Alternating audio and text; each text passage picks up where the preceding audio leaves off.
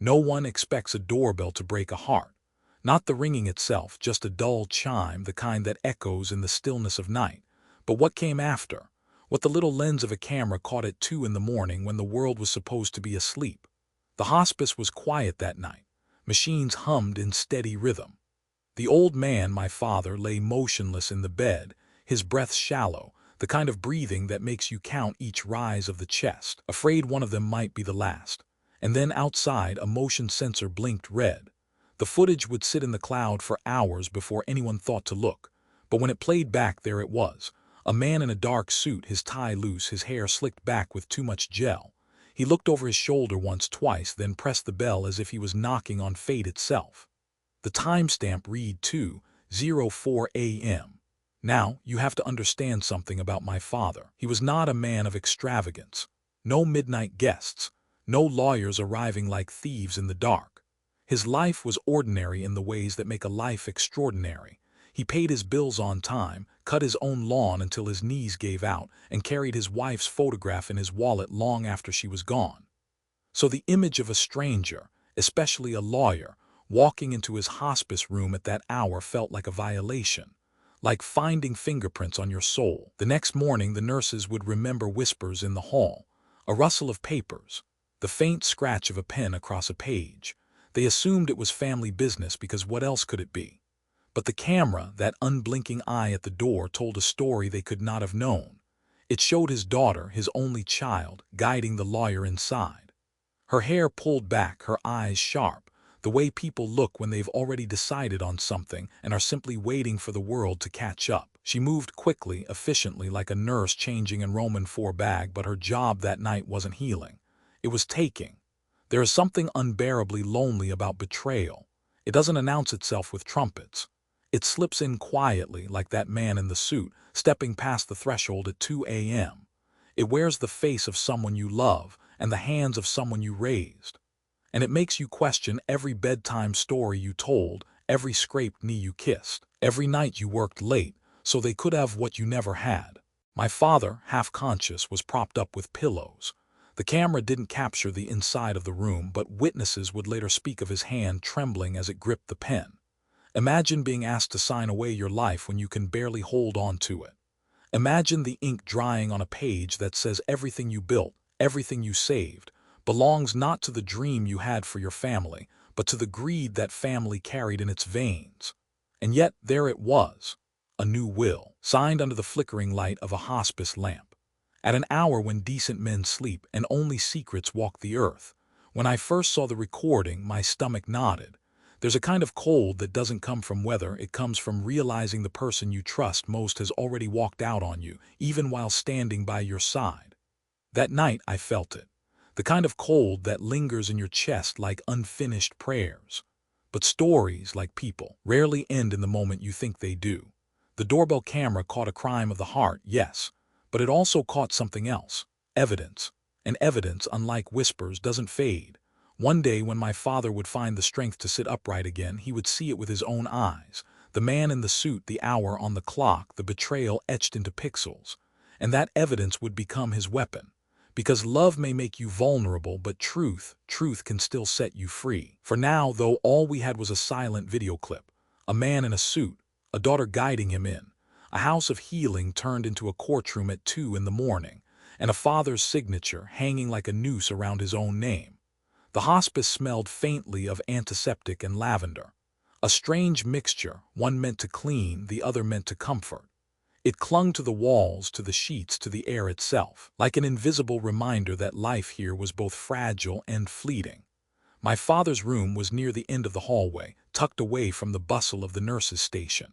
He had always preferred quiet. Even as a younger man, he found peace in silence, the sound of a newspaper folding, the rhythm of a lawn mower on a Saturday morning, the hush of a baseball game on an old radio. Now silence surrounded him, but it was not the comforting kind. It was the kind that pressed on your chest, heavy, relentless, making you listen to every breath as if it carried a secret. He lay there, his face pale against the white pillow, eyes closed but restless. The monitors tracked his pulse in slow beeps, steady but fragile, as though each one had to fight its way through a storm. His hands, once strong enough to lift lumber and mend fences, now trembled against the blanket, fingers curling as if trying to remember the feel of a hammer or the grip of a steering wheel or the hand of his wife. The nurses were kind. They whispered when they entered, checked his vitals with practiced gentleness, adjusted his Roman 4. One of them, a young woman with tired eyes, hummed softly as she worked, a tune that reminded me of church hymns sung in dim sanctuaries.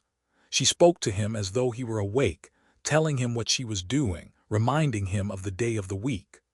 I wondered if some part of him heard her, if deep inside that fog, he caught pieces of the world still moving on without him. On the dresser sat a framed photograph of my mother. Her smile was as it had always been, warm, unguarded, the kind that seemed to forgive you before you even asked. The picture was old, edges yellowed, glass cracked in one corner. He had insisted on bringing it with him, the one thing he wanted beside his bed.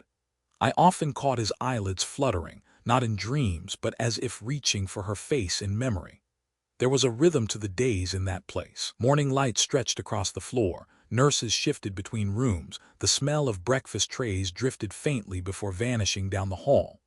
By afternoon, time seemed to thicken, each hour stretching longer than the last, the quiet broken only by coughs, footsteps, or the roll of a medicine cart. Evening brought shadows that seemed to settle into the walls, and with them a kind of resignation. Hospice was not a place of recovery. It was a waiting room between worlds. Yet in that waiting room my father clung stubbornly to his presence. His body frail, yes, but his spirit had not surrendered. Every so often his lips would move, forming words too faint to catch. Once, leaning close, I heard him whisper something about the papers. His brow furrowed, his breathing quickened, and I knew, though he could not say it aloud, that some weight was pressing on his mind, heavier than his illness. The betrayal of the night before still lingered in the air, though unspoken. No one mentioned the visit at 2 a.m., not yet, but I could see the lines deepening on his face, the way his eyelids twitched when his daughter entered the room, her voice honeyed but her eyes impatient. She adjusted the flowers by the window, smoothed the blanket, said the words a daughter is supposed to say. Yet the room seemed to recoil, as if even the walls knew her affection was practiced, not real. There is a cruelty in watching a sick man pretend not to notice, pretend not to see the way his own blood avoids his gaze, pretend not to feel the cold calculation standing beside his bed. But he did notice, and though he could not yet rise, he stored it away. A ledger was being written in silence. At night, when the halls quieted and the machines hummed like distant crickets, I sat by his side. The world outside the window was dark, but inside I could almost feel his memories flickering, his first car, the smell of sawdust from his workshop, my mother's laughter in the kitchen, the sound of me as a boy calling for him in the yard. All those moments stitched together were his true will, not the one signed in ink at 2 a.m., but the one written across a lifetime of love and sacrifice. And as I watched him drift between wakefulness and sleep, I realized something. He was not as far gone as they hoped. There was still a fight left in him. The kind of fight you cannot measure with a monitor, the kind that waits quietly until it is called upon. The hospice room, with its sterile air and borrowed furniture, was not his ending. Not yet. It was a pause. And pauses, however long, are not the same as silence. The hospice was different after sunset. The lights dimmed, hallways emptied, voices softened. By 10 o'clock the place became a hushed cathedral of machines and shadows, each room a sanctuary of its own secrets. It was in this fragile hour, when most hearts turned inward, that the whispers began. They thought no one could hear them, the daughter and her husband. Their words slipped through the crack of the doorway, hushed but hurried, like thieves worried someone might catch them in the act. They stood near the vending machine, the hum of refrigeration masking the sharp edges of their conversation. But even the quietest greed has a way of leaking into the air. "He's fading," the son-in-law said. His voice was calm, too calm, like a man checking the weather rather than speaking of another man's life. "All we need is time. The papers are signed. Once he's gone, everything falls into place." The daughter shifted her weight, her arms crossed. She glanced down the hallway toward her father's room, her jaw tightening. "He doesn't even know what he signed," she whispered. Her words trembled, not with guilt but with irritation, as if she resented the slowness of the process. "What if someone questions it? What if he remembers?" The husband leaned closer. "He won't.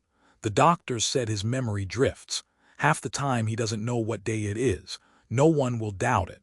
By the time anyone looks too closely, it'll be too late.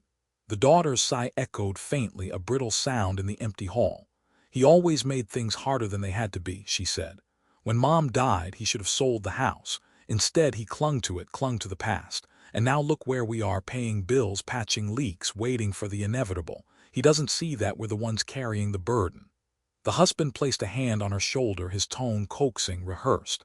You've done enough. You've given years. Don't you think you deserve something back? This is just balance, justice even. He had his life. Now it's time for us to have ours. Justice. The word hung in the air like smoke, twisting, poisoning everything it touched.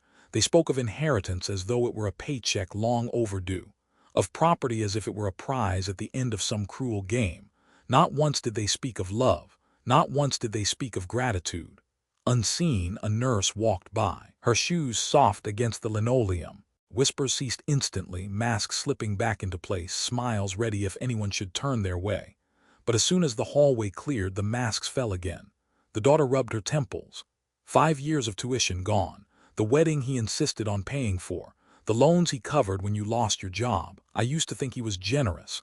Now I see it was just control. Every dollar came with strings attached. Her husband's reply was sharper this time, edged with impatience. And this will finally cut the strings. We'll be free. Think about what we can do once the estate is settled. No more patchwork, no more waiting. A clean start. She nodded slowly, though her eyes stayed fixed on the floor. For a moment, silence stretched between them. And in that silence, you could almost hear the weight of generations bending, breaking. A daughter reshaping her father into a ledger, her love reduced to numbers, her inheritance rehearsed like a script. From the end of the hall, the faint sound of her father coughing carried through. It was weak, strained, but it traveled far, as though the walls themselves wanted her to hear. She flinched but did not move. Her husband's hand tightened on hers, anchoring her not to compassion but to the plan they had set in motion. The whispers resumed, softer now, nearly swallowed by the hum of the vending machine. Schedules, bank accounts, names of attorneys. Details spoken like bedtime prayers, but their altar was greed and their faith was impatience. And all the while, down the hall, a man lay fighting for each breath. A man who had once carried her on his shoulders, who had worked double shifts so she could chase her dreams, who had sat up nights with bills spread across the table so she wouldn't see the worry etched on his face. He slept fitfully, unaware, or perhaps too aware, of the storm gathering in his own bloodline. The hospice was quiet again, as if holding its breath, but the echoes of their whispers lingered, staining the silence with something far colder than death. The clock on the wall glowed faintly, its hands inching past midnight. Most of the hospice was asleep by then. The nurses, weary from long shifts, moved in silence. The hallways were dim, shadows stretched long, and the building seemed to breathe in slow rhythm with the patients inside.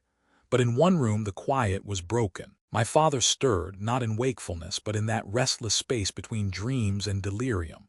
The morphine dulled his pain, but it blurred his senses too, leaving him adrift, like a boat cut loose from shore. When the door creaked open, he did not lift his head. He could not. The daughter entered first, her face tight with determination, her eyes darting toward the hall to make sure no one followed. Behind her came the man in the suit. He carried a briefcase, thin and worn but heavy with consequence. Its metallic clasp clicked as he opened it, the sound sharp in the stillness. The papers were spread across a small rolling table, the kind usually reserved for food trays. But tonight it held something else. A new will, pages crisp, waiting for ink.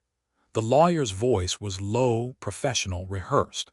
He explained the sections as if the old man before him were lucid, as if comprehension could be summoned with syllables. But the only reply was a faint groan, a shifting of blankets, the flutter of eyelids. The daughter moved closer to the bed. She touched his arm, her voice suddenly sweet. "Dad, it's just a formality, just some papers that will make things easier for all of us. You don't have to worry, I'll take care of everything." Her words carried the softness of comfort, but beneath it was urgency, a push disguised as care. She lifted the pen, pressed it gently into his hand. His fingers resisted at first, limp and uncooperative. But she curled them around it, guiding, pressing, coaxing. The pen hovered over the page. The lawyer cleared his throat. "Here," he said, pointing. "Just sign here, sir." My father's head moved slightly, his lips parting as if to speak. No words came, only a whisper of breath. His hand trembled violently, the pen scratching a crooked line across the paper. The daughter steadied it, her grip firm, forcing shape where there was only weakness. The sound of the pen against paper was harsh in the silence, each stroke dragging like a blade across skin. The signature, when it was finished, looked nothing like the strong, deliberate script of the man who had once signed mortgage checks and birthday cards with pride. It was a shadow of his name, bent and broken, yet still binding. The lawyer gathered the pages quickly, sliding them back into the folder. His eyes flicked to the daughter, an unspoken understanding passing between them. He snapped the briefcase shut. The metallic click sounded final, like a door closing on a lifetime. For a moment the daughter lingered. She looked at her father, his chest rising and falling with shallow breaths. Her face was unreadable, caught somewhere between triumph and discomfort. She brushed a stray hair from his forehead, but the gesture was mechanical, not tender. "Rest, Dad," she whispered. Her tone was almost soothing, but her eyes betrayed her, flickering toward the briefcase as if that was the only heartbeat she cared about. Then they left. The door closed softly behind them, the latch catching with a faint metallic sigh. The room returned to its silence, broken only by the steady beep of the monitor. If walls could remember, they would hold onto that night forever, the shuffle of papers, the forced grip of a pen, the theft carried out not with violence but with ink. The hospice room, meant to be a sanctuary of peace, had been turned into a courtroom without witnesses, a crime scene without alarms. And the man in the bed, too weak to protest, too clouded to understand, had become both victim and witness. His name, once his pride, had been taken from him in the dark. Outside, the night stretched on. The parking lot lamps buzzed faintly, moths circling in endless patterns. Somewhere, a car door shut, an engine started, and the man in the suit drove away, carrying with him the weight of a life rewritten. Inside, my father stirred again, a faint murmur slipping from his lips. It was not clear, not strong, but it carried something deeper than language. Perhaps he dreamed of my mother. Perhaps he dreamed of the house he built, or the days when his hands were steady and his voice carried authority. Or perhaps, in some quiet corner of his mind, he knew what had been taken and was already searching for the strength to take it back. Morning came slow, spilling pale light through the blinds of the hospice windows. The night's silence had broken, replaced by the shuffle of carts and the muted voices of nurses making their rounds. But in a small cafe across the street, the daughter sat at a corner table, her hands wrapped around a paper cup of coffee she hadn't touched. Her husband slid into the seat across from her, brushing crumbs from the vinyl cushion before setting down his phone. His face was alert, eager, as though he were waiting for news he already knew. "Well?" he asked. The single word hung between them, charged. She leaned in, her voice low, but her eyes alive with something that looked almost like pride. "It's done," she whispered. "The papers are signed, every last page." He put his name on them. A slow smile spread across her husband's face. He reached for her hand, but she pulled back, tapping her nails against the cardboard sleeve of her cup. It was a nervous habit, though this morning it sounded more like a drumroll of victory. "You should have seen him," she said. Her voice carried both a sneer and a strange satisfaction. "He barely knew where he was. The lawyer talked, I guided his hand. It was almost too easy, and now it's official. Once he's gone, the house, the accounts, everything, it all comes to us." Her husband exhaled, a long breath that sounded like relief. He leaned back in his chair, eyes narrowing in thought. "No more fighting with bills, no more asking favors.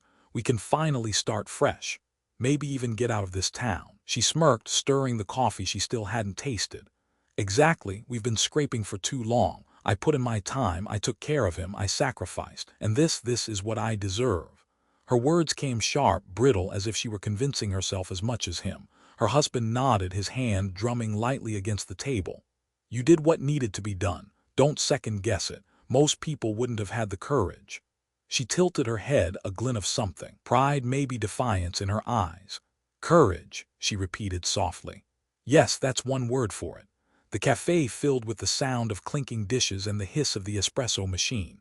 Around them, life went on as usual, students scrolling on laptops, an old couple sharing toast, a mother rocking her baby in a stroller. None of them knew that in the corner booth, a family's legacy had just been rewritten. The daughter pulled her phone from her purse, scrolling quickly before turning the screen toward her husband. "Look," she said, "it's all here. The lawyer already scanned the documents. He'll file them officially by the end of the week. The screen glowed with scanned signatures, crooked and faint, but they're all the same. Her husband studied them for a long moment, then chuckled softly. It almost doesn't look like his handwriting. She shrugged, slipping the phone back into her purse. No one will question it. He's old. He's sick. Everyone expects his hand to shake. That's the beauty of it. If anyone doubts, we just say it was his condition. The certainty in her voice was unsettling. It wasn't hope, it wasn't relief, it was entitlement, spoken as though the world owed her this outcome. Her husband leaned forward, lowering his voice again. So what's next? Do we wait it out quietly or start making plans now? She took a sip of coffee at last, grimacing at the bitterness. Both, she said. We keep up appearances. I'll still visit, sit by his bed, play the role, but we should start looking houses, investments, something to show for all this when the time comes. I don't want to waste a single day. Her husband's grin widened. That's my girl, always thinking ahead. For a moment her shoulders relaxed. She leaned back, staring out the window where the hospice building loomed across the street. Its windows glinted in the sunlight, sterile and still, like the eyes of a place that had seen too much. He always made things complicated, she murmured. Always clinging to the past, to Mom's memory, to that damn house. Well, it's mine now, ours, and I'll finally be free of his shadow. Her husband reached across the table again, this time brushing her knuckles gently with his fingertips. Free, he echoed. Yes, that's exactly what this is. But outside, the hospice remained, solid and unyielding, as if keeping watch. Inside, a frail man still breathed, his chest rising and falling against the rhythm of machines. And though the daughter's voice brimmed with triumph, there was something unfinished in the air, like a chord left unresolved, waiting for the note that would change everything. The room was dim, the blinds drawn halfway to block the afternoon sun. Machines pulsed steadily, their rhythms blending into the silence. My father lay still, his face turned slightly toward the window, his eyelids heavy. But behind them his mind wandered, slipping not into dreams but into memory. He was young again, back when his back was straight and his hands were strong. He could smell the dust of the construction site, taste the grit of sweat on his lips as he hauled lumber and hammered nails. It had been summer, unbearably hot, but he worked through it because there was no choice. He had promised his wife that their daughter would never go without. Every paycheck was stretched thin. He remembered laying the bills across the kitchen table, his wife at his side, both of them leaning over the numbers like soldiers over a battlefield. There was always a shortfall, always one more expense than there was money to cover, but somehow they managed. He took extra shifts. She sewed clothes instead of buying them, and when their daughter smiled, when she ran through the yard in shoes just a little too big, they felt rich. The memory shifted. He saw himself driving home late from work, headlights cutting through the dark. His daughter had been waiting at the window, her small hands pressed against the glass. Even after long hours, even when his body ached, he would scoop her up, carry her inside, and read her stories until her eyes closed. He wanted her to believe in a safe world, a steady world, even if it meant hiding his exhaustion behind a smile. Then came her schooling. College had felt impossible at first, an expense far beyond their reach. But he had sold his old truck, taken out a second mortgage, and worked nights to cover tuition. He remembered the pride on her face when she opened her acceptance letter, the tears in her eyes when she realized she could go. He had carried those tears like a medal, proof that sacrifice was worth it. The wedding followed. He remembered the day clearly, the way the church smelled of lilies, the music echoing off the high ceilings. He had walked her down the aisle, his hand trembling not from weakness but from the weight of letting go. He had paid for more than he could afford. The flowers, the photographer, the dress that shimmered like morning light. When she whispered "thank you" that evening, he believed it. He believed she knew what it had cost him, not just in dollars but in years of labor, in nights of worry, in the dreams he had quietly put aside so hers could live. Now, lying in the hospice bed, those memories ached in him like old wounds. Not the kind that scar the body, but the kind that cut deeper, through the spirit. Every moment of sacrifice, every choice to give instead of keep, stood in sharp contrast to the betrayal that had crept into his life like a thief at 2 a.m. He remembered his wife most of all, her voice urging him forward, her steady belief that their daughter would repay love with love. She had died before she could see the truth. And perhaps that was mercy. Perhaps it was better she never witnessed their daughter's impatience, her whispered schemes, her willingness to trade devotion for inheritance. A tear slid from the corner of his eye, unnoticed by the nurses. It wasn't pain from his illness that drew it out, it was the weight of memory colliding with reality. He had given everything, and in the end it had been measured in signatures and papers, not in the love he had poured into a lifetime. Yet even as grief pressed against him, something stirred. A stubborn ember, faint but alive. His memories were not just wounds. They were also witnesses, proof of who he had been, proof of what he had given. And though his body was frail, those memories lent him strength. In the stillness of that hospice room, he whispered words no one else could hear. Not to his daughter, not to the lawyer, but to the memory of his wife. "I kept my promise," he murmured. "I gave her everything, and now I'll keep my promise to you too." The machines went on beeping, steady, unaware of the vow being renewed. The blinds shifted slightly as the wind outside picked up, light spilling across the bed. And in that light, for the first time in weeks, his face seemed less weary. Because though betrayal had stolen his name on a page, it had not stolen the truth of his life. That truth still belonged to him, and he would find a way to defend it. Morning found the room in a softer mood than the day before. Sunlight slid through the blinds in thin, patient lines, laying ladders of gold across the blanket. Dust hung in the air like tiny planets, drifting wherever breath and light decided to carry them. The clock on the wall ticked its small courage into the silence. On the dresser, the photograph waited. It had waited through years, houses and hospital rooms, holidays and ordinary Tuesdays. It had waited through grief and through the kind of quiet that follows grief, where the world insists on going on. Her smile had not changed. The frame, a little nicked at the corners, held a younger woman who looked like the kind of hope you could hold in your hands. He turned his head toward it. Not with speed, those days were gone, but with a care that made the motion sacred. The muscles in his neck protested, a thin ache that reminded him he was still made of flesh and stubbornness. When his eyes reached her, something in him unclenched. "Good morning," he said to the picture. His voice was a rasp, threadbare with use, but it carried a warmth that the machines could not measure. If the photograph could hear, it did not answer. But a person can learn to live on silent replies. A nurse stepped in, the young one who had the habit of humming as she worked. Today she brought water and a small bowl of fruit, arranged as carefully as if it were a gift. She checked the Roman 4, the numbers on the monitor, the small indignities that kept a broken body going. "You like it there, don't you?" she asked, glancing at the frame. He nodded. "She keeps an eye on me," he said. The nurse smiled as if she understood, though she was too young to have been married long enough to know the way a face can become a compass. After she left, the room thinned back to quiet. He let himself remember without flinching. Her hair smelled like laundry left too long in the sun. She had a laugh that made the kitchen warm even in winter. She had a way of placing her hand on his wrist when he was speaking, a gentle docking that said, "I'm here, finish your thought, I'm not going anywhere." He had learned love in the ordinary days with her.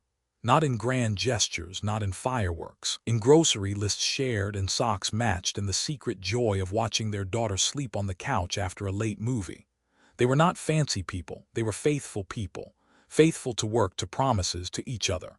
He looked at the photograph the way a sailor looks at shore. A memory is not a map, but sometimes it is close enough. He could feel it, the line running from that younger man beside her to the frail one now, unbroken by time's attempts to fray it. He had kept his vow, to love, to protect, to build a life that their child could run inside without scraping her knees on every corner. And then, because we do not get to choose which memories call us, another picture rose in him, not captured in glass but nevertheless framed. His daughter at 8, holding a tooth in a tissue, crying because the tooth fairy hadn't come yet. He had slipped $1 under her pillow and doubled it because she'd been brave at the dentist. She had fallen asleep smiling. He had kept the tissue in a drawer for a week as if proof could anchor joy. He felt the ache of that tenderness now. A daughter is a long story. You write it in lunches packed, in rides home after practices, in the patient retelling of algebra problems you don't quite remember yourself. You write it even when you're tired, even when you're late, because no one else can write it the way you can. His gaze returned to the photograph. "I told you I would keep her safe," he whispered, a rough wind bending around the words. "I told you I wouldn't fail." The room did not question whether he had failed or whether failure was a matter of outcome or intention.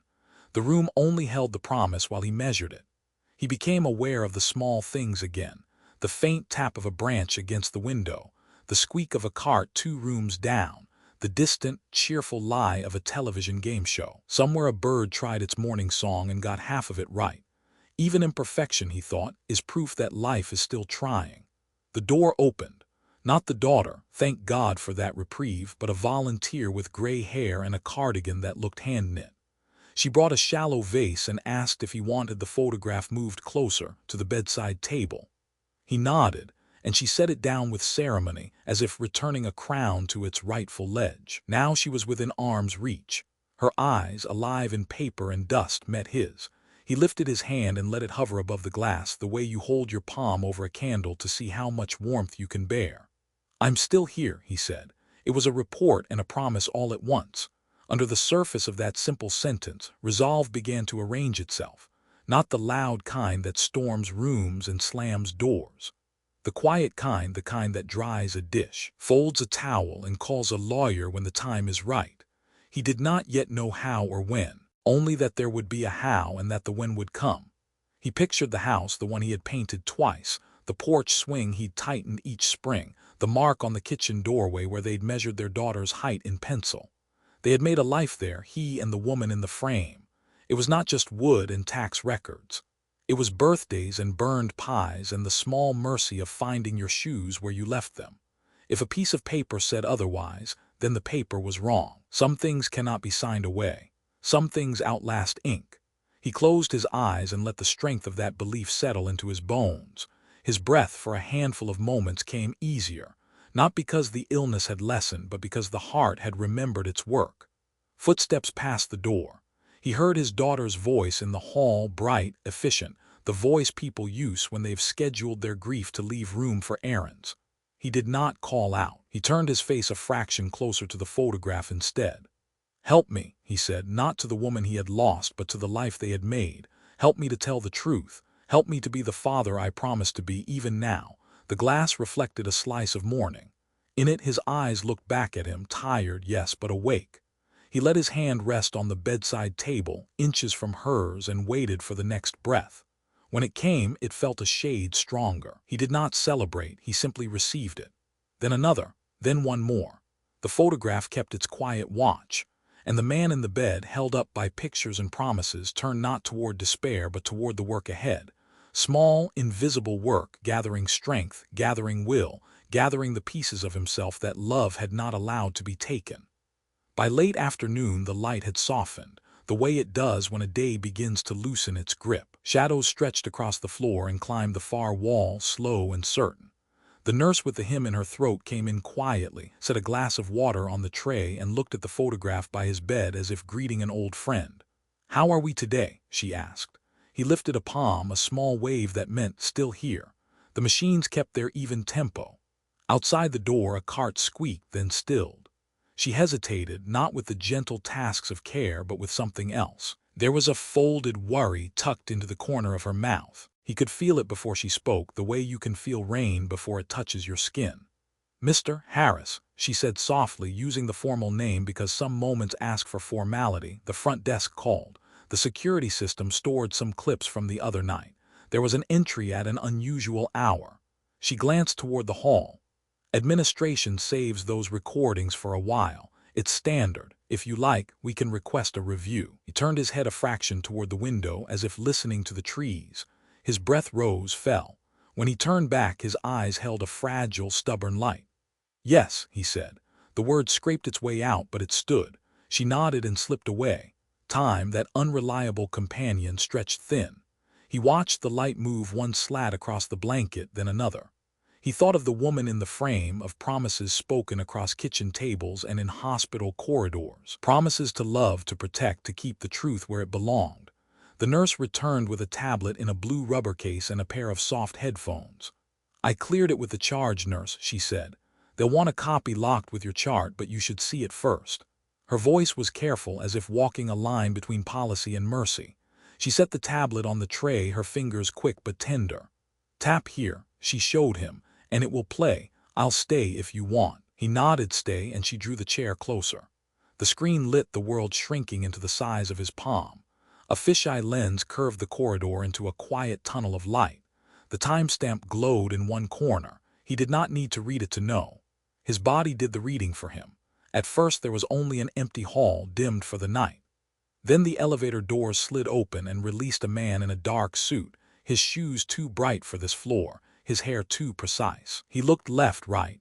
He pressed a button at a small panel, a courtesy chime sounding from the unit desk. The nurse at the station, another shift, another face, rose slowly, uncertain, then buzzed the door. He watched the man sign the clipboard with a practiced flick, as if signatures were a language he spoke fluently. Then came his daughter, stepping into frame from the far end, bag in the crook of her elbow, face composed in a way that used to be called manners and now looked like calculation. She didn't touch the man's arm. She didn't have to. Their steps fell into rhythm without choreography. The camera did not follow them into the room, mercy, privacy, or perhaps the limits of the angle, but it caught the door closing. It caught the way his daughter's hand hovered on the handle, a brief pause as if listening to a conscience that had arrived late and uninvited. Then the latch clicked. The hallway returned to stillness. He felt something gather in his chest, not anger yet, not shock. Those were too large for his lungs. What gathered was recognition. A puzzle edge fitting into another, the picture taking shape. Again, he whispered. The nurse rewound the clip with 2 fingers, the image sliding backward like a tide. They watched it a second time. By the third, details emerged that had hid in plain sight. The briefcase's weight in the man's hand. The way his daughter shifted her body to shield the exchange at the desk. The signature line where visitors acknowledged the hour and purpose of their arrival. "Do you want me to print that log?" The nurse asked gently. "We can request a copy. It will show their names." He lowered his eyes, then lifted them to the photograph. The frame didn't move, but it steadied him. "Yes," he said. "Names." The nurse made a note on her pad, her handwriting neat, disciplined. "Security can also export the video. I'll ask that it be preserved. Sometimes these clips expire after 30 days. 30 days, a mercy or a trap, depending on who needed time."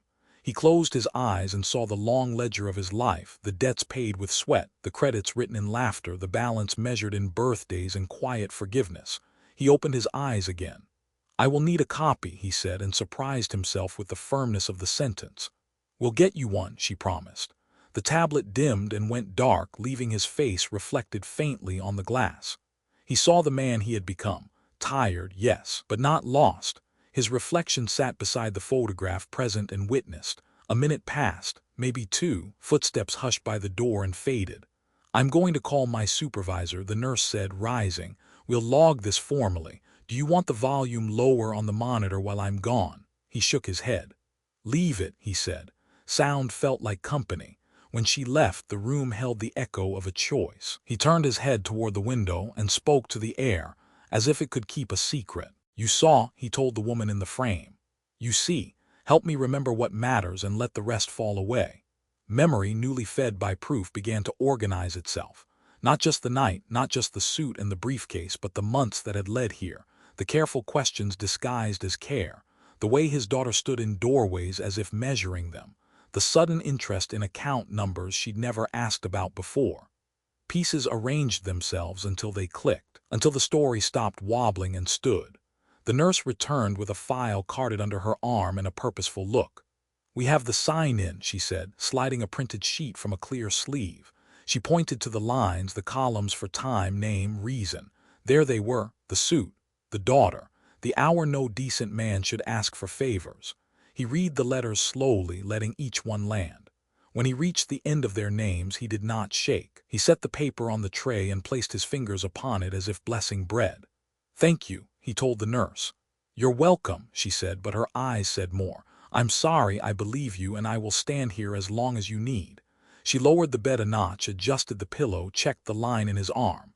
Before she left, she angled the photograph so the woman's eyes met his more squarely. Evening began its descent. Light thinned into blue. He watched it gather in the corners and thought of the word his daughter had used so often lately. Easier. This would not be easy. But some things are wholly precisely because they are hard. He slid the paper a little closer, the way a man pulls a map toward him before a long drive. He wasn't ready to move yet, but he could see the road. And the first marker on it was simple and solid. A recorded minute, a printed name, a stored piece of truth that would not fade just because someone wished it would. The body has its own kind of memory. Sometimes it forgets quickly, surrendering to weakness as if that were its natural home. Other times it clings stubbornly, recalling the labor of decades, the rhythms of work and care, the strength hidden in marrow. My father's body, fragile, worn, chose to remember. It began subtly, a steadier breath, a longer pause before the next dose of morphine, as though his lungs wished to practice without the medicine's crutch. The nurse noticed first, the one with the hymns in her throat. She marked his vitals twice, then a third time, frowning in quiet surprise. "You're stronger today," she said, adjusting the blanket. He didn't answer aloud, but a corner of his mouth lifted, the faintest gesture of defiance. He wasn't ready to declare victory, but he understood what she meant. The tide had not yet pulled him under. Days lengthened in ways they hadn't before. He sat upright for longer stretches, propped against pillows, his neck no longer folding forward after 5 minutes. A spoon of broth didn't exhaust him. His hands, though still unsteady, began to move with purpose, reaching for water, brushing the sheet as if reclaiming the language of touch. At night, when the machines sang their steady hymn, he found himself listening less to them and more to the pulse within his own chest. It was there, fainter than in years past, but steady. And each beat whispered a reminder, not finished. The stored footage replayed in his mind. The suit, the briefcase, the daughter's hand on the door. He could recall it with clarity now, sharper than the fog of the night itself. Proof had done something morphine could not. It sharpened him, pulled him out of drift. The betrayal was heavy, but anger carried its own medicine. One afternoon, the volunteer with the cardigan helped him to the window. He wanted to see the trees again, not just hear their shadows on the blinds. It was early spring. Branches still carried the memory of winter, but small buds had begun their quiet rebellion. He watched them tremble in the wind and thought, even branches learn to return. "You're doing well," the volunteer said. Her voice held encouragement but also a trace of disbelief, as if surprised by his refusal to fade. He smiled faintly. "I have things to finish," he murmured. The volunteer thought he meant paperwork or perhaps goodbyes. But what he meant was justice. His daughter visited that evening. Her heels clicked softly on the linoleum, her perfume trailing behind her like a cover story. She spoke with practiced warmth, arranging the fruit bowl, straightening the photograph of his wife. She praised his progress, though her eyes narrowed slightly, as if strength were an inconvenience. "You're looking better," she said, forcing brightness into her tone. "Maybe the doctors were wrong. Maybe you'll be back home sooner than we thought." He watched her carefully, weighing the words beneath her voice. There was no joy in her observation, only calculation. Her mind was already balancing ledgers. Stronger father meant delayed inheritance, postponed freedom. He didn't argue. He let his gaze drift to the photograph on the table, then back to her face. The silence between them was a language older than speech. She shifted uneasily, as though the weight of unspoken knowledge pressed harder than any accusation. After she left, he asked the nurse for a notebook. His voice was still rough but clear. She brought one, a plain spiral pad, the kind children carry to school. He held the pen awkwardly, his hand trembling, but managed to scratch the first line across the page. "I remember." The letters wavered, but they were his. Not forced, not stolen, not crooked by another's grip. He wrote slowly, one thought at a time, each word a stone laid in the foundation of his recovery. He wrote about the footage, the date, the suit. He wrote about the promises he had made to his wife. And finally, he wrote about the strength that had begun to return, not much but enough. By the end of the page, his hand ached, but the ache was proof. The muscles still belonged to him. He set the pen down and closed his eyes, exhaustion rushing in, but beneath it a pulse of quiet triumph. The hospice room was still a place of waiting. But now the waiting felt different. Not the passive waiting of decline, but the deliberate waiting of preparation. In the silence, the machines hummed their faithful chorus. His breath matched them, steady, deliberate. And though no one said it aloud, not the nurses, not the volunteers, not even he himself, the room knew. A man who had been drifting was finding his way back to shore. The decision arrived the way most turning points do, quietly, without ceremony. It came to him one afternoon while staring at the notebook he had begun to fill with shaky handwriting. The words were uneven, fragile, but they carried weight. "I remember." And memory, he knew, was not just for comfort. It could be an anchor and it could be a weapon. The footage, the visitor logs, the paper trail, these were fragments of a truth that needed a voice louder than his own. And for that he would need help. Not a nurse, not a volunteer, not even a friend. He would need someone who understood the language of courts and contracts. Someone untouched by family ties or midnight schemes. He would need a lawyer, but not the kind of lawyer his daughter had chosen, the kind who slid in at 2 in the morning with a briefcase full of betrayal. No, he needed someone who would listen to an old man whose voice sometimes faltered, who would look past the trembling hands and see the clarity in his eyes. A new lawyer. His lawyer. Hospice was no place to make calls in secret. Every word seemed to echo, every hallway carried sound farther than intended. So he waited, he watched. And when the right nurse came, the one who had brought him the tablet, who had seen the footage without judgment, he asked. Not with desperation, but with the gravity of a man entrusting a final request. "I need someone," he said slowly. His breath caught, but his eyes did not waver. "Someone who will believe me." The nurse hesitated, searching his face. Then she nodded as if sealing a pact. "I know a name," she whispered. "Not from this county, not tied to the hospice, discreet." That evening after her shift ended, she made the call from her own phone. The father lay listening to the faint murmur of her voice just outside the door. He couldn't catch the words, but he caught the tone, firm, deliberate, careful. When she returned, she placed a small card on his tray. Cardstock was plain, the letters embossed without flourish. Michael Turner, attorney at law. A number beneath it handwritten. A man whose reputation was not in advertisements or billboards, but in the quiet trust of those who needed truth to stand against power. The father traced the name with his fingertip, as if learning the shape of an ally. "Thank you," he murmured. The next day, arrangements were made. Turner would come not at midnight, not in secrecy, but in daylight. He would enter through the front, sign his name in the visitor log, and walk down the corridor without disguise. Justice, after all, does not skulk, it walks upright. When Turner arrived, he was not the kind of man one expected. No polished arrogance, no suit meant to intimidate. His tie was slightly crooked, his briefcase scuffed, his shoes worn at the edges. But his eyes were sharp, and they did not dart nervously the way the other lawyers had. They met the father's directly, waiting for him to begin. The nurse adjusted the pillows, then left them alone. The room was quiet, the machines humming their steady hymn. The father drew a breath, slow but steady, and began. He spoke of the night, the sound of papers shuffling, the forced weight of a pen in his hand. He spoke of the daughter's voice, honeyed but insistent, and of the lawyer who whispered as though transactions could be hidden in shadows.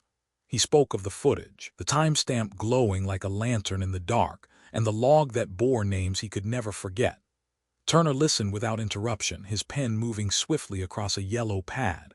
When the father paused, catching his breath, Turner leaned forward. "Do you have the evidence?" he asked quietly. The father gestured toward the folder the nurse had set aside, the printed log, the still image captured from the footage, the page of his notebook with "I remember" written in unsteady script. Not much, perhaps, to an outsider, but enough to begin. Turner studied the documents, his jaw tightening as he read. When he looked up again, there was no pity in his gaze, only resolve.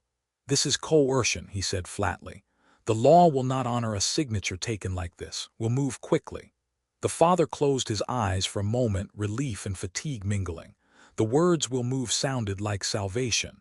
Not "you must fight alone," not "it's too late." But Turner packed the papers back into his briefcase with care, as though they were relics, not evidence. "I'll draft a petition to challenge the will," he said, "and I'll request an injunction to prevent them from touching the estate until the case is heard. It will not be easy, but it is possible." The father opened his eyes again, a thin smile tugging at his mouth. "Possible," he whispered, as if tasting the word for the first time in weeks. Turner stood, adjusted his crooked tie, and met his gaze once more. "You trusted the wrong lawyer once," he said. "Now you've trusted the right one. Rest. I'll handle the rest."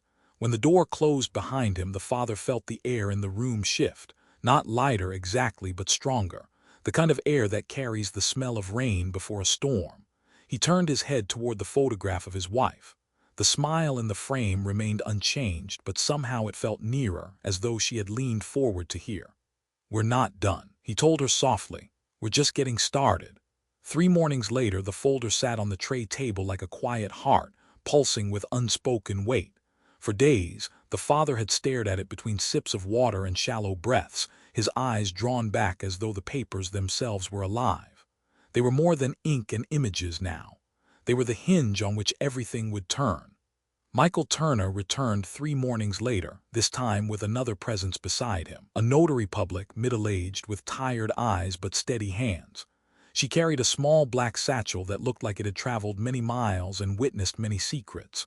The father watched her enter, her step firm, her face without judgment. She nodded to him as if to say, "I see you. I will listen." The nurse stayed by request. She rolled the bedside table closer, arranged the documents, and opened the folder with the care of someone handling fragile glass. The video stills lay on top, the timestamp glowing in the corner like a wound that refused to close. Turner adjusted his glasses and began speaking, his tone calm but edged with conviction. "We need to establish 2 things. First, that the signing was not voluntary.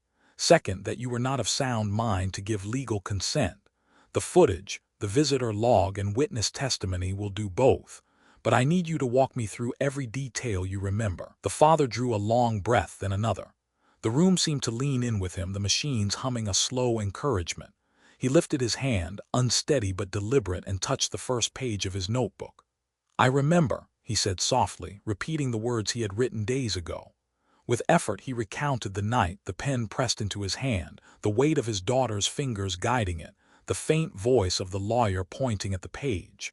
His words came in fragments, but Turner stitched them together patiently, never rushing, never doubting. Each pause was met not with impatience but with silence that made room. The nurse added her account, the faint shuffle she had heard, the hushed tones that did not sound like love. She described the man's arrival, the late hour, the daughter's hurried posture. Her testimony, though quiet, was precise, and Turner underlined every detail as if building a scaffold strong enough to hold a case. Then came the notary. She spread out a form, asking the father to identify the signatures, his own jagged and weak. He nodded, but his eyes did not waver.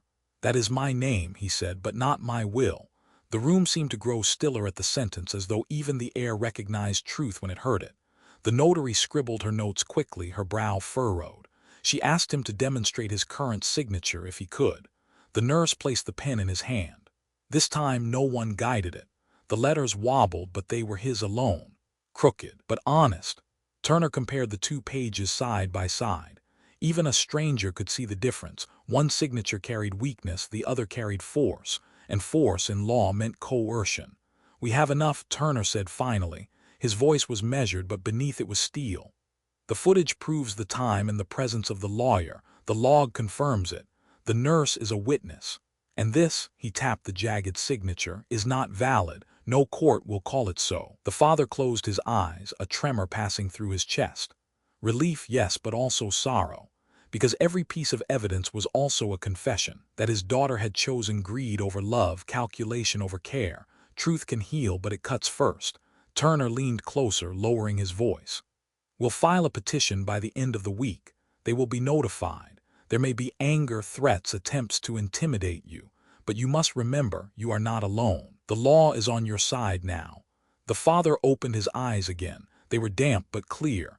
He looked toward the photograph of his wife, the silent witness to every word spoken in that room. "She would have wanted this," he said quietly. "She believed in fairness. She believed in right." The notary packed her satchel, nodding once as though sealing the moment. The nurse placed the documents back in the folder, her touch reverent. And Turner closed his briefcase with a click, not the cold finality of the midnight lawyer, but the sound of a door opening to another chance. As they prepared to leave, Turner paused at the door. "Mr. Harris," he said, "your strength is returning. Use it. Speak when you can, write when you cannot. Every word matters. We will make sure your voice is heard." When the door shut behind them, the father let his head sink against the pillow. He felt the ache in his arm, the fatigue of speaking so long. But beneath it all there was something steady, something that had been broken and was now, piece by piece, being mended. The folder remained on the table, no longer just evidence, but a lifeline. And in the photograph beside it, his wife's smile seemed almost brighter, as though she too recognized the turning of the tide. By the end of the month, when spring had begun to press green against the trees, The courthouse did not look like the kind of place where lives could be rewritten. Its bricks were ordinary, its windows clouded with years of dust. A flag hung tired above the entrance, shifting faintly in the breeze. And yet inside, behind walls lined with wood paneling and fluorescent light, the future of one family waited to be decided. They called it a hearing, quiet, procedural, meant for records and clarity. No reporters, no cameras, no audience. Only the people whose names were inked into the dispute and the few trusted officials tasked with untangling it. Closed doors, drawn blinds, privacy or perhaps protection. Michael Turner arrived first, his worn briefcase tucked beneath his arm. He carried no bravado, only purpose. He greeted the clerk with a nod, signed the log, and took a seat near the front. The father was wheeled in moments later, his body frail but his posture alert, wrapped in a blanket the nurse had insisted he bring. He clutched the notebook in his lap, its pages creased, his words trembling across them like a lifeline. Then came the daughter and her husband. They entered with the air of people who believed the matter was already settled. Her heels struck the tile with confidence, his hand resting lightly at her back as if guiding her toward victory. They avoided their father's gaze, looking instead at the papers they carried, crisp and official. The judge was an older woman, her hair silver, her glasses perched low on her nose.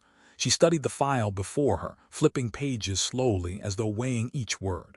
Her voice, when she finally spoke, was measured and steady. "This is a petition to challenge the validity of a will signed on the night of March 2nd, she began. "There are allegations of coercion, supported by testimony and video evidence. We will hear both sides." Turner stood, his voice calm but edged with conviction. He presented the timeline, the midnight arrival of the lawyer, the daughter's role in arranging it, the father's condition at the time. He laid the footage on the table, the timestamp glowing in the dim light of the projector.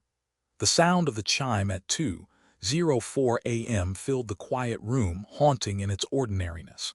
The daughter shifted in her seat, her lips pressed thin. Her husband leaned close, whispering something meant to reassure, but her eyes flickered toward the screen, betraying unease. The nurse was called next. She spoke plainly, recounting the sounds she had heard, the unusual hour, the hurried movements. Her testimony was not dramatic, but it did not need to be. Truth often doesn't shout, it simply stands, steady and undeniable. Then came the father. They wheeled him forward, closer to the bench. He opened the notebook, his fingers tracing the first line he had written. Asterisk, I remember, asterisk. His voice was soft, but each word carried the weight of decades. He described the pen pressed into his hand, the guidance of fingers that were not his own, the fog of medication blurring his will. He paused often, breath catching, but each pause felt like a heartbeat, pulling the room deeper into his account.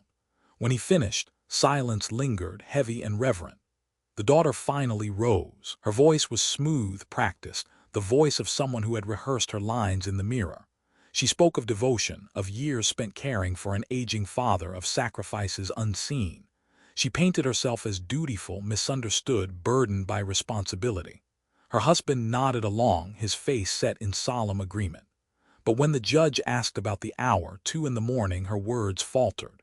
She spoke of urgency, of paperwork that could not wait, of legal advice given by the late-night lawyer. Yet the explanation rang hollow even in her own ears. The silence after her answer was louder than any objection. Turner stood again, holding up the signature. Side by side, he displayed the forced scrawl and the recent, honest attempt written in the hospice room. Even the daughter could not deny the difference. The comparison was damning, not just in ink, but in intent.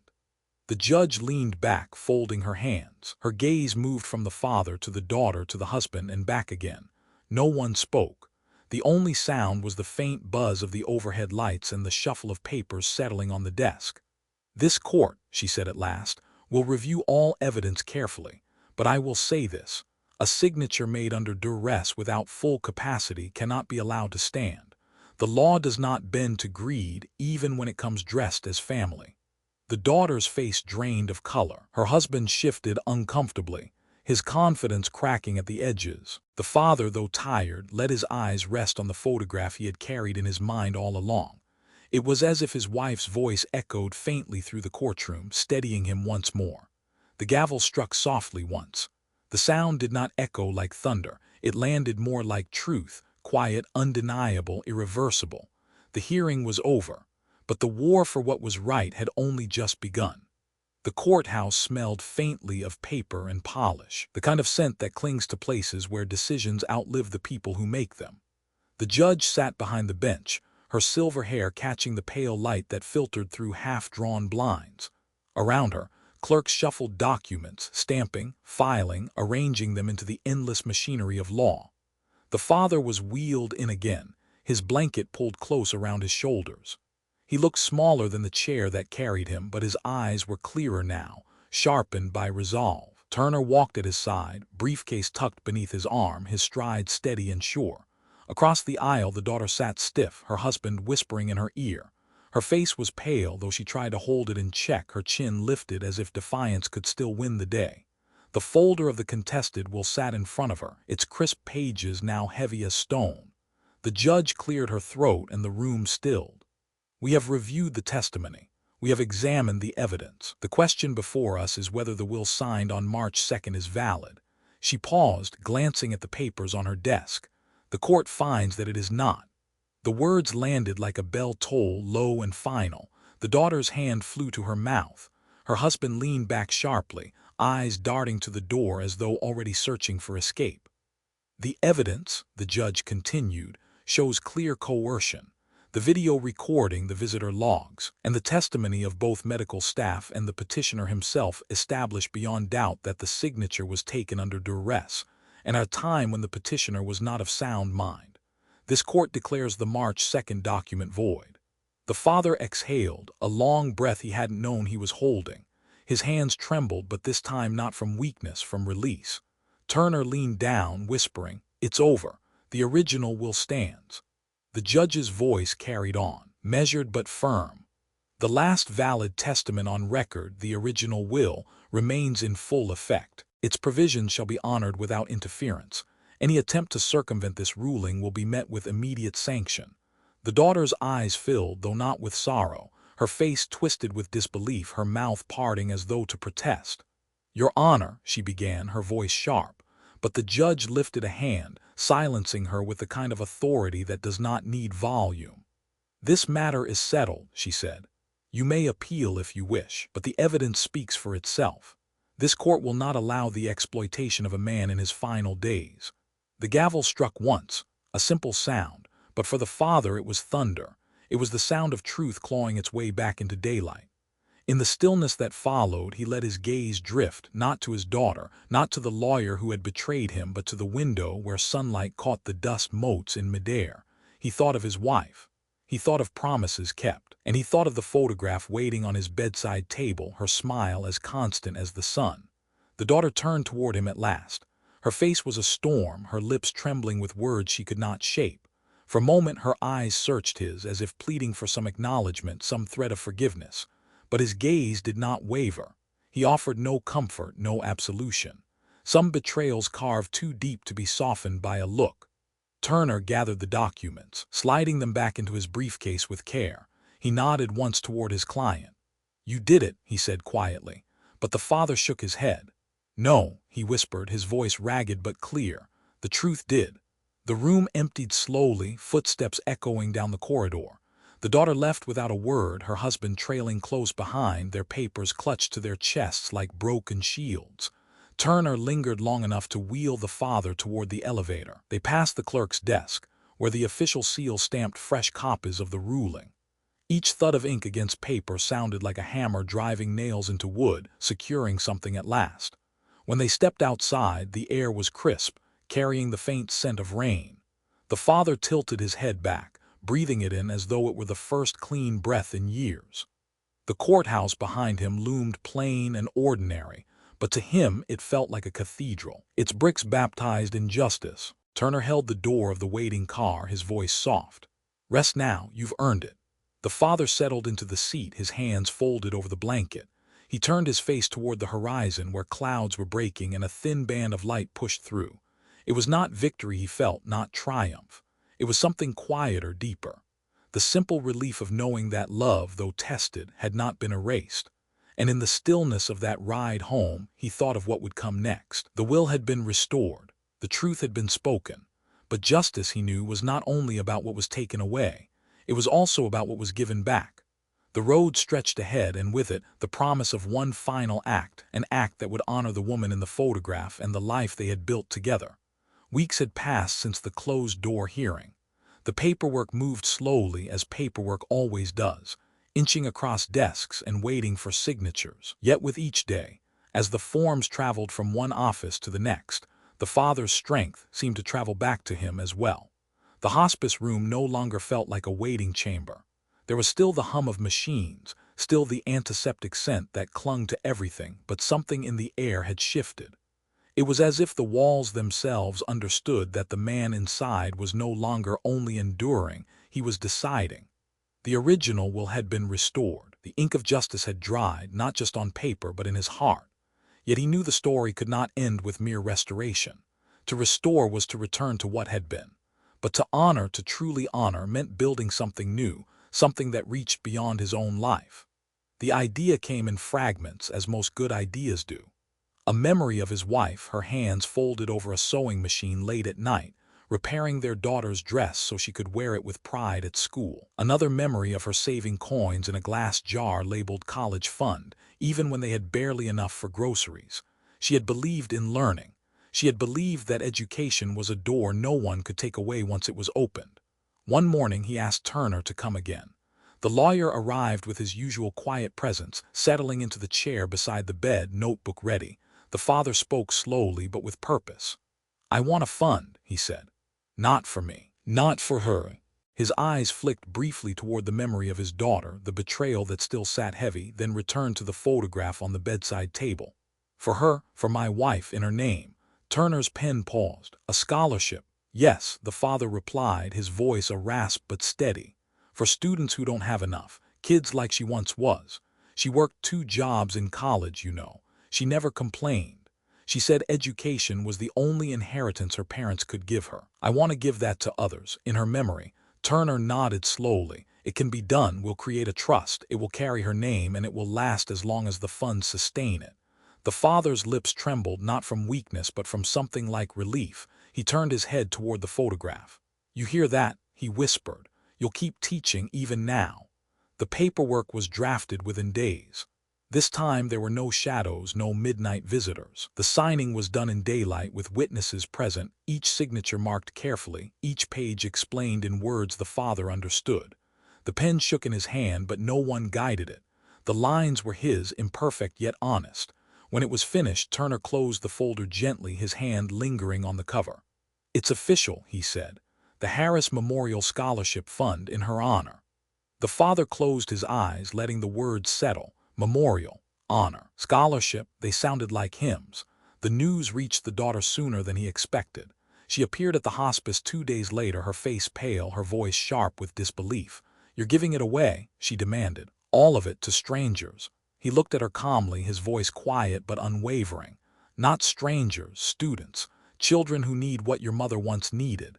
Children who will carry her name further than money ever could." Her mouth opened, then shut again. Her husband stepped forward, trying to mask his anger and civility. "Don't you think family should come first?" he pressed. The father's gaze hardened. "Family does come first," he said. "That's why I'm doing this. To remind the world what she stood for, and to remind you what you've forgotten." The daughter's eyes burned, but no words came. She turned sharply, her heels clicking against the tile as she left the room, her husband following close behind. When the door closed, the father felt no bitterness, only a deep, aching peace. He reached for the notebook again, writing slowly, "Her name will live on." The nurse entered a while later, carrying fresh linens. She glanced at the folder on the table, the ink still drying, and smiled. "That's a good thing you've done," she said softly. He nodded, his throat too tight for words. Outside the window, spring was pushing forward. The buds on the trees had begun to open, small green flags against the gray sky. Life insisting on itself, even after winter. He thought of the students who would one day sit in classrooms, books open, futures widening, their scholarships signed with his wife's name. They would never know her laugh, never see her kindness in the kitchen, never watch her so late at night. But they would carry her in ways that mattered, through knowledge, through opportunity, through lives built on the foundation she had believed in. And that, he thought, was how love outlives betrayal. not by clinging to what was taken, but by giving what cannot be stolen. He closed his eyes, the sound of the machine steady beside him. His breaths came easier, not because his body was healed, but because his spirit had found its work. In that moment, the hospice no longer felt like an ending. It felt like a beginning written not in ink, but in legacy. The ink on the trust documents had barely dried when Turner returned with one last set of papers. He placed them gently on the bedside table, as though setting down something heavier than it appeared. The father looked at the stack, his brows drawing together. "There is one clause left," Turner said. His voice was calm, deliberate, the tone of a man who knew the weight of every word he spoke. "You asked me to make sure your daughter would not profit from this estate immediately. I've drafted the condition as you requested. She will be barred from any financial benefit for 5 years. After that, if she proves responsible, the option remains." The father's eyes flicked toward the photograph of his wife, her smile frozen in its eternal patience. He thought of the years they had spent teaching their daughter values that now seemed to have slipped through her fingers like sand. 5 years. Not punishment, but pause. A chance to remember. A chance, perhaps, to change. "Read it to me," he said. Turner unfolded the document, the pages whispering like secrets released. His voice filled the room, steady as stone. "In the matter of inheritance, the beneficiary known as Emily Harris shall be restricted from access to funds, property, or assets for a period of 5 years following the petitioner's death.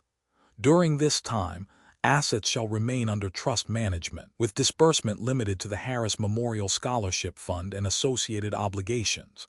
After said period, the beneficiary may submit a petition for review, contingent upon demonstrated good conduct, financial responsibility, and adherence to the principles of the trust." The father closed his eyes, the words sinking into him like water into soil. Not revenge, not erasure, but boundary.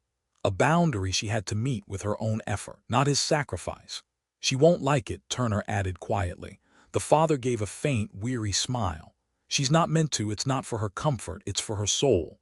Later that day the daughter arrived, her steps brisk, her tone rehearsed. She had heard whispers of the fund already, her anger simmering just beneath the surface. Her husband followed, his jaw set tight, his silence carrying the weight of disappointment. The father waited until they were seated. His voice came low but carried. "The will stands, the scholarship stands, and there is a condition." She tilted her head, suspicion flashing in her eyes. "What condition?" He let the pause stretch, heavy as stone. "You will not receive a cent, not for 5 years. The trust will hold it. If in that time you live responsibly, if you honor your mother's name, then perhaps, but not before." Her face went white, then flushed red. "You can't do this," she snapped. "You can't hold my life hostage." His gaze did not waver. "I held your life together for 30 years, paid for your schooling, your wedding, your debts. I carried your burdens when they should have been yours. This is not hostage-taking. This is handing you back your own weight." Her husband shifted uncomfortably, his hand tightening on the armrest. "This is unfair," he muttered. "After everything she's done for you."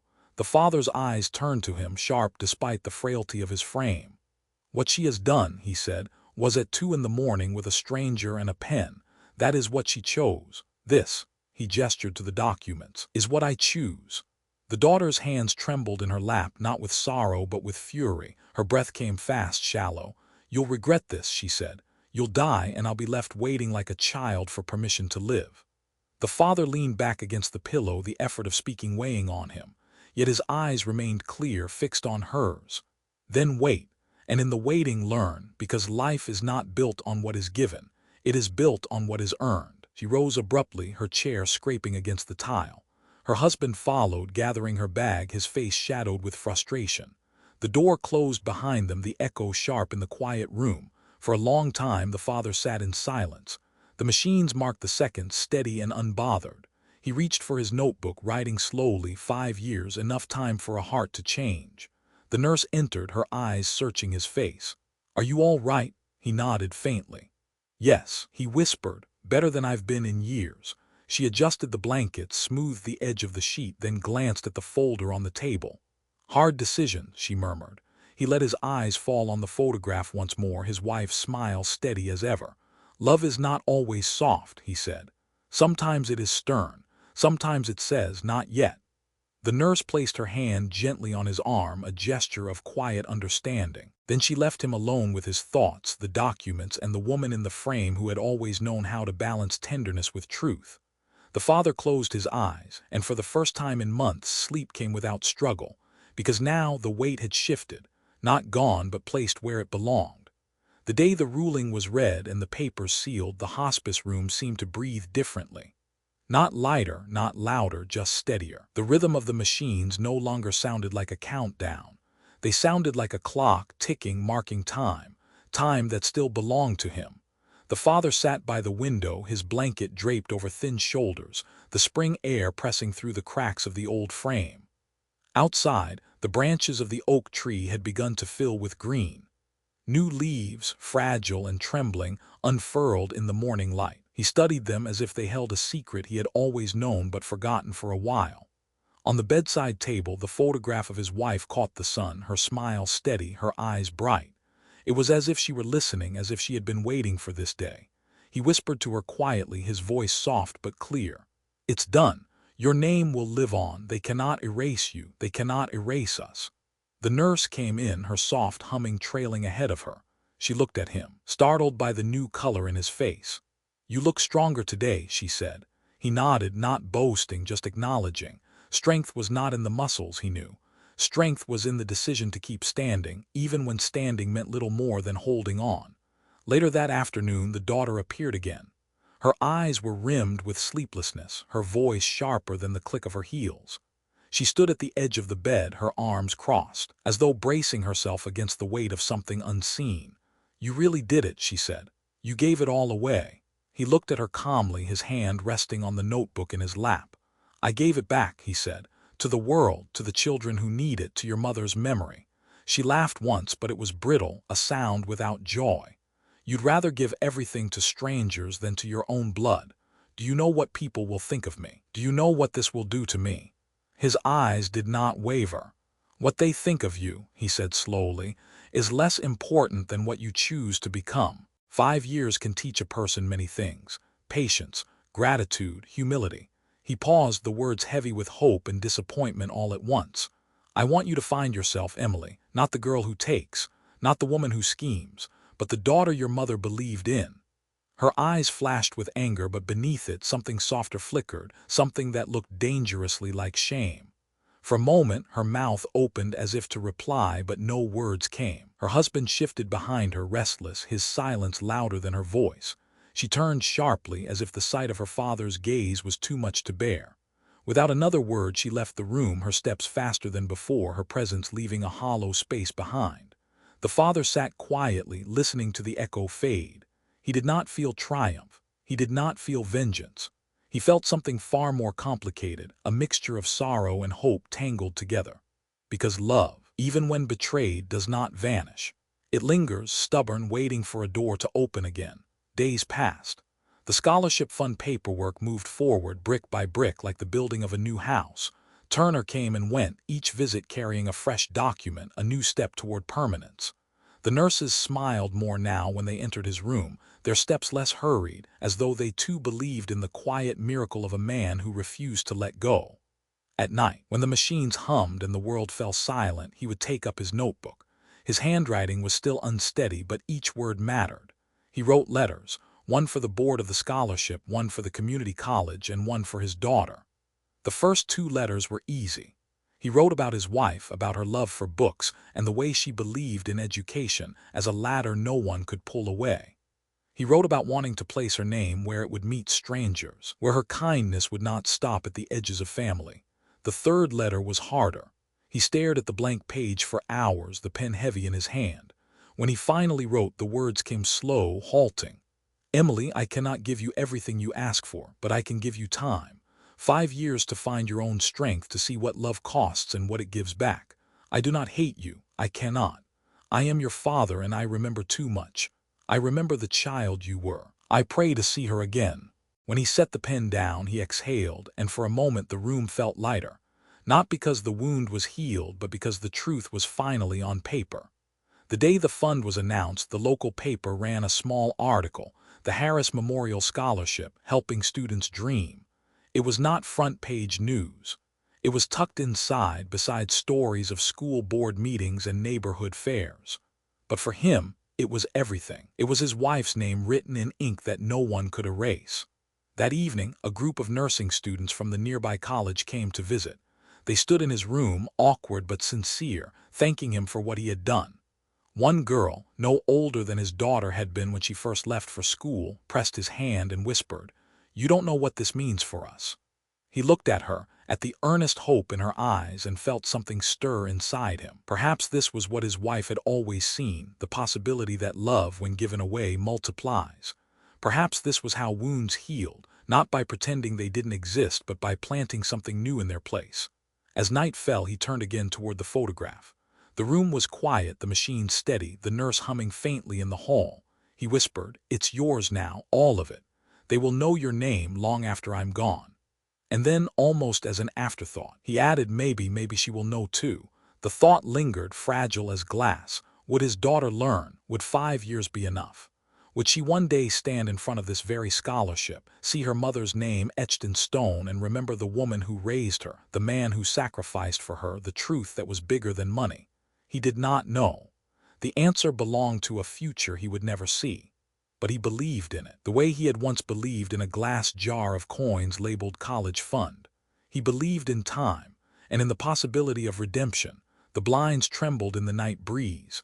He closed his eyes, letting the sound wash over him like a lullaby, not an ending, a pause, a waiting, a space where hope could still grow. Thank you so much for listening to this story. If it touched your heart, please leave a comment and share your thoughts. And don't forget to hit like, subscribe, and turn on the notification bell so you won't miss the next story. I wish you good health, peace, and many happy moments with your family. See you in the next episode.